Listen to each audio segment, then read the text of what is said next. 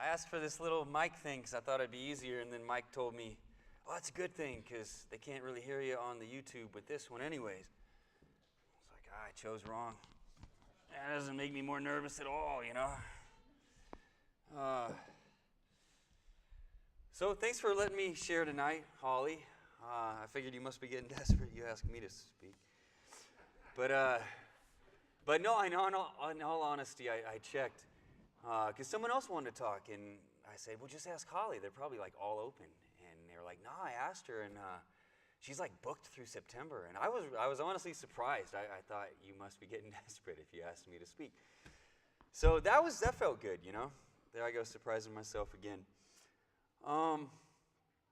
So I guess you're supposed to give the testimony, and whoa, why is? All right, figure it out. Should have told me about that, Mike.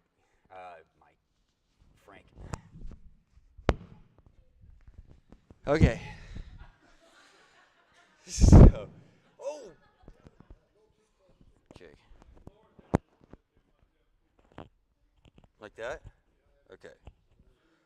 All right. So I was gonna tell you, I was thinking all week because I'm supposed to tell you my testimony, you know, and I figured out I'm an alcoholic and I can't remember it. So that's okay.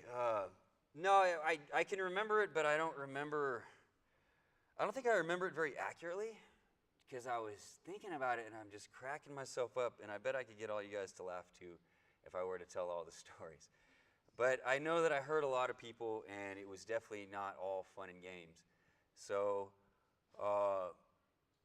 figured maybe I'll curb that for today until God puts it on my heart, or I was asked to speak. I wasn't asked to tell my testimony.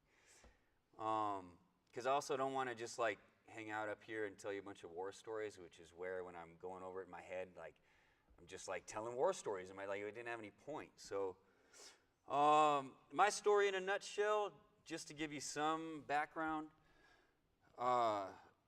grew up with a single mom. I literally wrote out, this is not helpful really at all now that I'm up here. It literally says, single mom, athlete in high school, Army, mom died, graffiti artist, college student, China, marriage, sister died, dad died, America, program. So, I mean, it really is all there. All the big things, you know. So let's take it from there.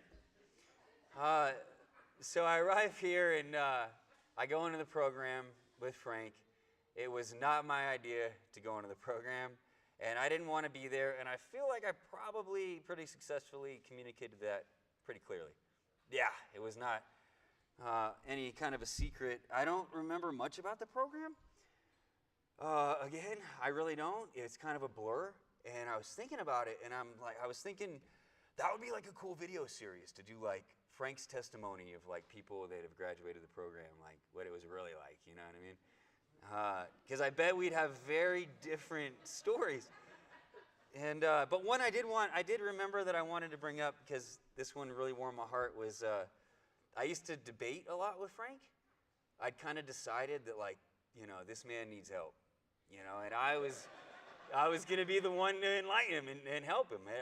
You think I'm being funny, but it was very serious at the time. And my whole thing was that I was going to show Frank that all the religions are the same. That was the whole point, right? I was going to show him that Christianity was no different than any of the other religions. And so I would sit at the Todd house outside. I have my little desk, and I have my coffee and my orange juice in the morning, and I have my Hindu book and my Taoist book and my Buddhist book and my Bible and my notebook, and no one was allowed to talk to me. Levi knew this well. I had my headphones in, and you don't talk to Justin, and I would just I'd spend like a week making up a case, and then I'd go in and I'd spit it to Frank, and he'd just shoot it all down, you know. And so then I'd go back, and I'd back to the drawing board, you know. I hit him from this angle, and I just kept trying to sell him on this idea, and it didn't work out, obviously. I did not win that argument, but I felt like it was a lot of fun. I had a great time doing it. I really did. see, looking back on it, it feels like we were really engaged, having a good debate. And I remember hearing, like, because we were at the old church, and I'm just going to tell you this one story. I don't have much time and I have a lot to do, but we were at the old church, and we'd have to sit there all day, waiting to get our meeting with Frank, and I'd have all my notes, and I was ready, this was going to be it, and I was just going to, I probably just wanted to be in control or something, I don't know what it was really all about, but we'd come to the end of the day, and it'd be time for service, and I wouldn't get my meeting, and I think it was Glenn or someone told me, they said, that's because you're so difficult. Like, he puts you to the end because he doesn't want to deal with you, and it was like, well, that ain't going to fly, and so I had Karen's number. I don't know how I got it, but I had her number, and so I'd wait, and I'd text her, texting Karen, and I'd be like, you're breaking the contract. And I said, I'm you're taking care of me out on this ranch, I'm living for free out on this vacation home, and I don't have to work or anything like that, and with me giving all this up, very graciously and nobly, I probably use different words, but I was like, you owe me a one-on-one. We get a one-on-one. That's the deal. I get a one-on-one weekly. That's the agreement. And so Frank, being Frank, would literally invite me over to his house. But the only condition was I had to walk. So I'd walk. I usually take Jeremy because he's big and there's animals. So we'd go over, he'd escort me over to the house, and I'd meet Frank at his house. And it wouldn't really work out for me because it's hard to have like a debate like that with somebody when you're sitting in their house on his sofa. You know what I mean? So yeah, I couldn't win that argument. And then I remember thinking dang it, he's got me either way. Because even if I don't believe in Jesus, he's saving my life and he believes in Jesus. So Jesus is still saving me even if I don't want it, so I've already lost. And one day I'll tell the story of all that. It's an amazing story. Very powerful for me, at least, how I came to Christ. But I did come to Christ eventually, and then I graduated, and then I got off the path again, and I read 24 non-Christian spiritual books in a summer. Remember that, Levi? And they were short books, but I read a lot, and I was back in that whole thing. I slipped back into it after graduation, and then something happened. I got depressed for some reason. There was something in my life. It was, probably because my first job was working as a storyteller with a bunch of teeny boppers. Storyteller is an awesome place, but part-time at the Storyteller with a bunch of high schoolers is the dream job. And living at my stepmom's in the basement, and I don't know, just something I was just the depression hit, the darkness attacked, and none of that stuff did anything for me. It's I'm going to meditate and really get into it, I'm going to sit in the muck and just observe it or whatever. And none of it just didn't have any power behind it. It really didn't. And it kind of forced, I didn't go out and relapse or anything, but it forced my hand back into, then I think I started TD Jakes came up on my YouTube thing or something, and it was whoa, oh yeah, And then I never went back. It's just been so simple, honestly, ever since. And I want to talk about now. That's what I really want to talk about, because one of the hardest parts of being out of the program has been watching a lot of my friends and a lot of people that I really care about. They were in the program that failed, and not failed, but they just they relapse and stuff, and they keep doing that, and you just you try to help them, and then they just do it again, and this has been a lot of that, and it really hurts, and it's really tough. And so I was well, I don't have any answers really, and I don't know why I'm doing pretty good and other people aren't, but it's all right, well, maybe I could I just want to share a few things tonight of things that I've done through sobriety, that just some points that have seemed to have benefited me. I'm not telling you I'm you should do this kind of thing. I'm just going to share like it's what I did, and hopefully you get something out of it that you can take with you. I got like 11 points and 11 topics and 71 points, so we got to move quick. All right, so one was, the first one was just defining some terms that I found helpful for me. I figured out that the definition of learning is same condition, different behavior. And so like if you have a condition and you are told something, someone tells you something, and you change the behavior, then you have learned. Does that make sense? And it kind of, so that like resonated with me in my own way, because Frank's always saying, don't leave it in your seat. Don't, leave what you learn here in your seat and then take off for the rest of the week. And so that was like, that makes a lot of sense, because then I found out the definition of intelligence is how fast you can implement that. So if you learn something, right, someone tells you something and you implement the behavior, change the behavior, then you are intelligent. And how fast you do that is a good gauge for how intelligent you are. So if you hear something and hear something and hear something and you don't change the behavior, then you're not very intelligent. I'm sorry to tell you. By that definition, I am not very intelligent.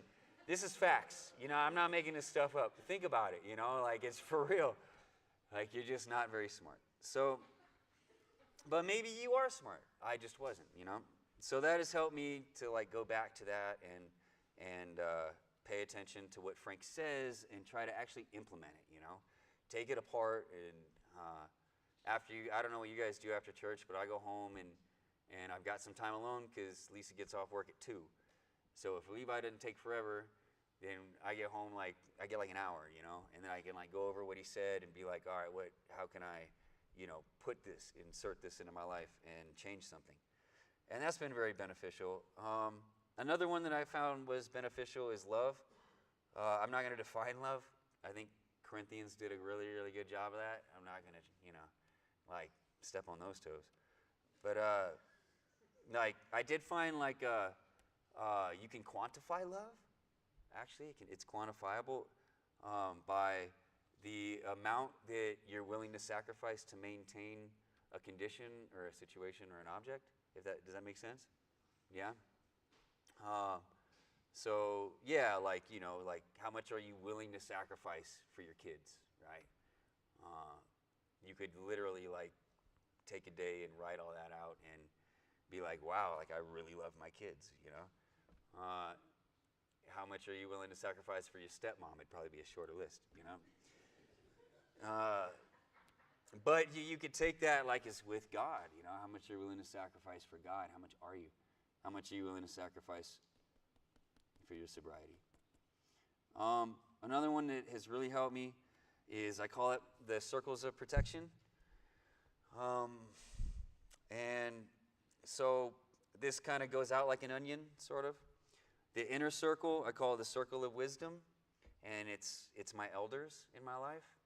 I have a circle of elders that I keep, and I keep in close contact with them, and the way I kind of do that is I assign them. They have different roles in my life. So as situations come up, one might be, I'm going to ask Frank that, or I'm going to ask Dave Denton that, or I'm going to ask John or Paul in California that, or whoever. So I've got this circle, this inner circle of wisdom, I call it, that are all the elders that have more wisdom than me, that I know really care about me, have my best intentions in mind. Then there's the inner circle. Those are my local best friends. I've got just a couple. They're the ones that are best friends, but they're also local, so I can see them face to face, and we can do things together. And so for the circle of wisdom, you just check in with them when you have a big problem. You don't tell them everything because they're busy, because they're wise. I guess, I don't know, You just don't bug them. That's just how it works. And the inner circle, the friends, you tell everything to, right? So you just totally open book. We rant to each other in our group.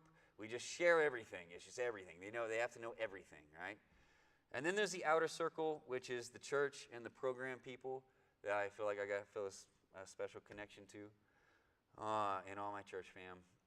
And then there's the distant circle, which is all my hometown friends from back home, friends and family that knew me when I was little on growing up, that have stuck around. I think that that's a very powerful thing. So just having that insulation has helped a lot, and that's going to come up more later here. Another one for me was I read this study. It was actually a New York Times article where they studied the highest achievers in society, and they were trying to figure out like what characteristics they all shared. Because like some of these like big guys, they would like wake up at like 4 a.m. That's not me. But good news is some of them would wake up late and like work late, and others would exercise a lot and be like, and other ones are fat, and it's just like, that's not politically correct, out of shape, and they're just all over the map is what I'm trying to say. Like there's just a ton of things, but they were able to narrow it down to like three core principles, right? Three core things that they all shared. One was a superiority complex. They thought they were better than others. They thought that they could achieve more than others. They thought they deserved more than others. Another was an inferiority complex, as contradicting as that sounds. So they also felt that they had to prove themselves. They had something to prove to society, to their family. They felt that they possibly wouldn't be able to do it. So I thought that was really cool, because they also say alcoholics are narcissists with an inferiority complex. So that's right up my alley. I definitely feel like I can relate to that. But the biggest one was an extreme impulse control. So these people, they had the thing they were chasing, the superiority, the thing they were running from, right? Basic psychology, which was inferiority. But then they had this ability to postpone reward for years sometimes, and keep the same level of motivation and discipline and focus, right? And I was like, that's what I'm missing. That's what I need to work on. And so like being able to recognize that has helped me a lot, because I'm so impulsive.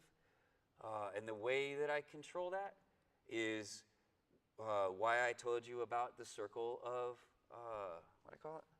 Circle of protection, right? Because anything that comes up, thoughts, feelings, decisions, any of that gets filtered through the circle of protection, right? The insulation. So I run everything past my best friends. I run big decisions past the circle of wisdom. I talk at church, and I share with people back home. And through that, I'm able to gauge pretty well if it's a good decision or not. Don't leave out the wife, right? She's another one that, I run things past, and she lets me know if I'm being foolish or not.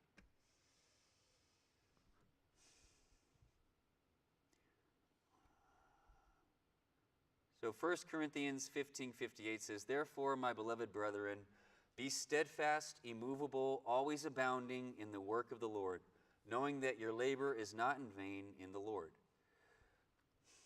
Another interesting thing that I learned on my journey was this pattern that entrepreneurs or businessmen seem to go through, which kills them and their motivations and their endeavors, and I found that it worked really well for being an alcoholic as well in sobriety. And it is that on your journey in either, you start an uninformed optimism. And I find that that is like the program. You're optimistic, but you're uninformed, right? Everything feels great. Christ is great. Everybody loves Christ. I'm around just people that are Christian, and I'm insulated out on this ranch. Then the next step is informed pessimism. This is leaving the ranch, right? And you get back out in the real world, and you find not everybody's such a fan of Jesus as Frank warns us, and that life is really hard. And for me, as I've said many times in the meetings, years, it's been not depressing, and we'll get to that later, but it's been like, oh my gosh, like I'm way behind the curve here. I've got a lot of catching up to do. I'm really broken. I'm very impulsive. I have self-pity. I'm depressed. I think through emotions, instead of through facts, right? There's just a ton of stuff. And so now I'm in informed pessimism. And what tends to happen here, okay, well, it may happen there, it may happen in the next one. The next one is value of despair or crisis on meaning. Of meaning is probably what I meant to write. Which is where, so you've got informed pessimism. This is really hard. And then you add time to that, right? And so it gets worse because you're adding time and it doesn't seem like it's getting any better, right? It seems like it's actually getting worse. And in a way it is because you've put in more investment and it's like going this way, right? It's like, man, I'm learning a lot about myself. And at this point, usually what people do in business is they jump to the next big idea, right? They jump back into uninformed optimism, right? Ooh, maybe I can get rich with this idea. And they jump out of the struggle and into a new idea. And I find I thought about that. I thought, well, maybe that's what's happening is it gets really hard, right? And nothing seems to be changing for you and the grind and all of that. And then people jump back into, they're like, well, maybe it wasn't that bad. Maybe, just a couple of drinks since I was on meth or whatever the case, or the other way around, or, whatever. Pot is okay. Pot will be fine. And they go into a kind of uninformed optimism again. And the cycle just continues and continues and continues and continues. And they don't go anywhere, and that can just steal years from you. And so I would encourage people to go past that, because the next step after that is informed optimism. And Frank and I talked about this, and he was saying, like in business, he said, I think he was talking about business. Maybe he's talking about relapse. I think it was business. Yeah, he's shaking his head, business. That he's seen so many business people get to just like literally one more step, and they would have been through it, and they give it all up, and they go nowhere. And usually that one step is just like one tweak in the business. It's one little thing that you were missing, one little thing you needed to add, one little piece of information that you were unaware of. And once you implement that, then you're informed. Oh, okay, I know how to do this. This works. And you're in informed optimism, which leads to achievement because you know how to implement now, right? But that's the process. And I feel like that's a process that continues throughout sobriety. So I would encourage those, because it seems to have worked for me, that when I'm in informed pessimism or crisis of meaning, what is life about, right? What is my life about? Why am I doing this? That you just keep going. And how do you keep going? What's the first step of the process? Submission. Good. Submission is the key. It's the first step in the process. I don't know if I've ever made it past the first step in the process, but Frank is very patient. So, submission, first step in the process. Matthew 21:22 says, "And whatever things you ask in prayer, believing, you will receive," which doesn't seem to equate to submission, but I think it works very well. I couldn't define submission, and I didn't know how to explain it, like how I do it, but I thought of a story that works really, really well. When I was meeting with Frank towards the end of the program and directly out of the program, life was not easy for me with my wife. I'd put her through 8-9 years of pure hell, and she was not so like, welcome home, It wasn't, obviously, why would she? She was like not playing around, and that was tough. And so Frank, being Frank, he cared out of love and concern. He would ask me in meetings, how is things with your wife? What's going on? And I would tell Frank, I would say, let's not worry about that. Let's not touch that. Let's just stay focused on Christ. Let's just stay focused on the Bible and what's in here and what I need to do with my walk to strengthen my relationship with Christ, and that will take care of itself. I don't think we need to break that down at all. And Frank was all about that. He was like, cool, yeah. And to me, that's what submission is. It wasn't like not doing anything, right? It wasn't like me just like, God will fix everything. No, I still had to be married and do that and go through that. But it wasn't about fixing that, and it wasn't about controlling that, and it wasn't about, breaking it apart or, messing with that. You don't have to mess with life. I just had to stay focused on this. And that took care of itself, and it did, and it worked. And so I feel like that is a good example of what submission means and what it looks like.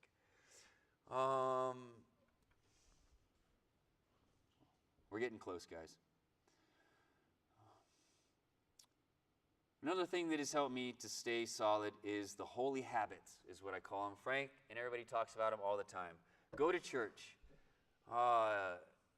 every day, or not every day, every Sunday, every Wednesday, right? And make the Monday meetings when you can. I try to make them as often as I can. Life does come up, but I never miss a Wednesday, and I never miss a Sunday. That has been very important to me. And I also make all the altar calls that I can. Because God knows I need all the help I can get, and I don't get a lot of opportunity for that because I'm often up here. So I go to every altar call and pray with Frank, and I like that. I read the Bible every day. I don't always have a challenge or a focus with it. I just read a couple of verses, and then I read them again. And then Dave Denton, call him Uncle Dave, he texts me every morning a Bible verse, and I always read that first thing in the morning. And if he's camping or if he misses one, then I text him a Bible verse. That works really well. And I pray. I picked a place, and I pray. My praying place is in the shower. I pray after I finish showering and I'm clean, then I pray. And I do that because it's the only place where I'm guaranteed not to be distracted. And it's something that I do every day, so I know that I'll do it. So I never missed a day unless I missed a shower, and it's never been interrupted, so that works really well for me. Have as many small markers as possible. I figured it's good to have a lot of little goals, because then you can have a lot of wins, and then you can feel like a winner even if you're not winning. Right? It's kind of a little hack that I do. There's a lot of little goals you can make. I use money is one of mine. I think it's a great marker. Another habit that I do is I like to check my bank account. I check it every day on my app. Some might say that is sick, but I figure people that are checking their Fitbit for their steps every day, I'm going to check my bank account. So that's what I check. And then through doing that, you start to notice, I noticed patterns, just by looking at it every day. And then I found out I didn't need to budget really for things, because I knew, my exact amount in my bank account, and I knew my last 3 transactions because I'm looking at it every day, and I knew all that. So it helped. And then it was well, maybe I can make little markers for that. I'm going to try to save an extra $10 because I saw kind of where it hovered, up and down from things, and I was I could save an extra $10 by Friday, or this week, or this month, or whatever. And then you hit that, and then you feel good, and it's oh, I'm going to do it again, And you get a little daring, and it's I'm going to do $30, And so that's one example. Love is another great marker. As we talked about, you can quantify love with sacrifice. How much are you sacrificing? So it's I'm going to try to sacrifice something this week and see if I can do it, Rather than watching a YouTube video or watching YouTube videos tonight, I'm going to read a chapter in Luke, or something like that. And then it was when you did it, and if you don't do it, you don't do it. I'm going to hit it tomorrow, new marker. You can move the goalpost. That's okay. The holy habits is also another great marker that you can use. That was go to church, read your Bible, and pray. And the markers are also good because it leads to the next one, which I call the future is in the facts. Frank taught me this because I would often get lost in my emotions, of it's always going to be this way, That's a big one for me. It's, my life sucks. It's always going to be this way. But if you stick to those markers, it kind of anchors you in fact. This is where I'm at. It's the facts. It's the numbers. It's the actions. And through that, it has helped me to be practical and to be logical. Feelings not reliable. Yeah, so small markers are a great way to focus on the facts. 2 more, guys. I also found that I have to strive. I have a lot of friends that come out of the program and stuff that they're just like, you just have this sense of euphoria when you graduate and you feel really confident. And it's like, I'm just going to cruise, and I'm just going to be with Christ and all this and that. And it was just like very hippie to me. And I just like, for me, I don't know, but for me, I had to strive for something. I had to go for something. I have to continue to try to make myself better. There has to be long markers and short markers, you know what I mean? I have to be going towards something. I have to aim at something, as Jordan Peterson says. And it's biblical, too. Hebrews 6:1 says, "Therefore, leaving the discussion of the elementary principles of Christ, let us go on to perfection, not laying again the foundations of repentance from dead works and of faith toward God." Jeremiah 21:11 says, "For I know," this is one of my favorite ones. Everyone knows this one. It's like my favorite verse. "For I know the thoughts that I think toward you, says the Lord, thoughts of peace and not of evil, to give you a future and a hope." I have friends that are struggling to find like something to aim for. I will make a suggestion here. I think it's really, really simple. Just go into Amazon and look at your wish list, or go to YouTube and check out your viewing history, and like you'll see patterns in that, and then you'll know what you're interested in, and then you can take that interest and go develop it, and then when you develop it, like ideas will come to you how you can be like more useful in church and things like this, and then like that's a good thing. But balance with submission. You must balance it with the type of submission that we talked about. I'll end with this. I had some Bible verse, but I'm over a little bit. I should have practiced it more.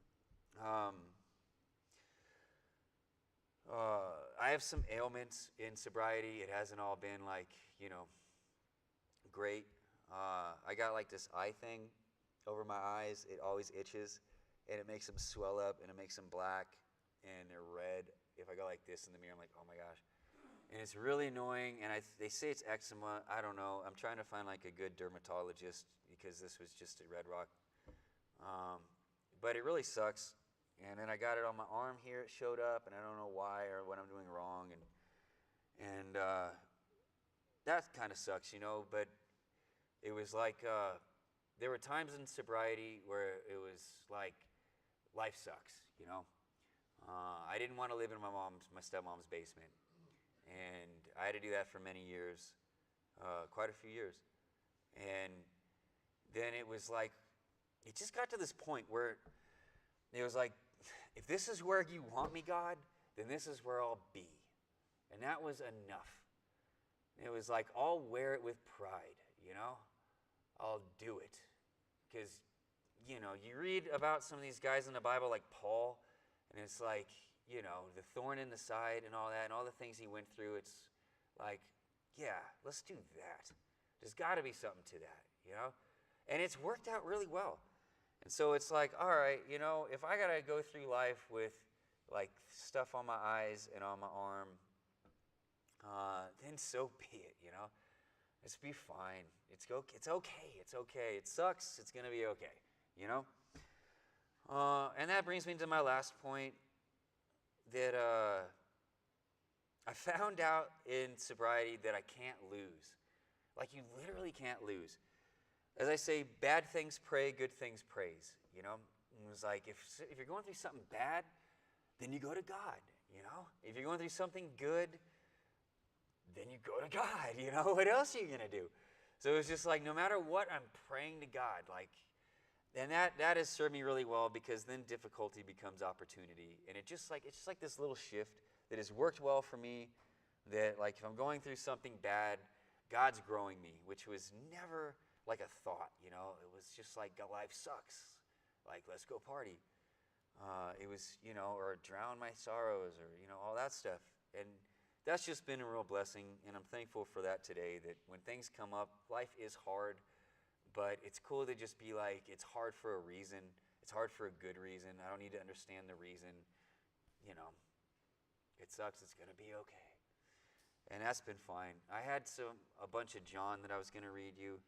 I will read you one, not the first one, but just the second one. I didn't have a lot of point to it, but it's just some of my favorite verse. It's just a couple. So I'll read them to you, and you can just take what you hear, whatever hits you, and that'll be that. Let not your heart be troubled. This is from John. I think I said that. Let not your heart be troubled. You believe in God, believe also in me. In my Father's house are many mansions. If it were not so, I would have told you. I love that. I go to prepare a place for you. Two more. No longer do I call you servants, for a servant does not know what his master is doing. But I have called you friends. For all things that I heard from my Father, I have made known to you. And that's deep, to think of Christ as a friend.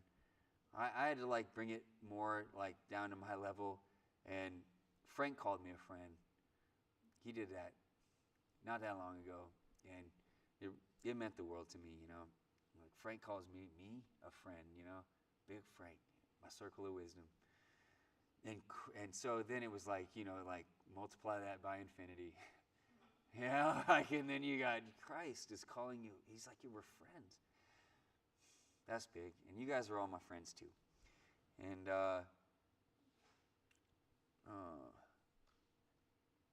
let's just end it there. Thanks, guys.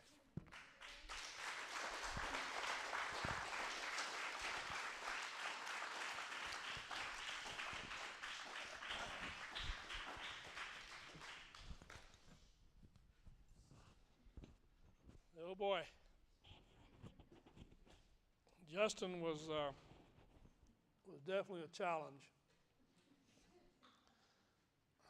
The second day we met, right? I took the Bible and I handed it to him and said, now this is for you. And I want you to read the Gospel of John. Next week we'll talk about it. So he argued about his Buddha and his Hindu and his all that, but he said, okay. So Glenn, you was in there, wasn't you? So he walks in the next Wednesday, and he slams that Bible down on the table and says, that is the craziest stuff I have ever read in my life.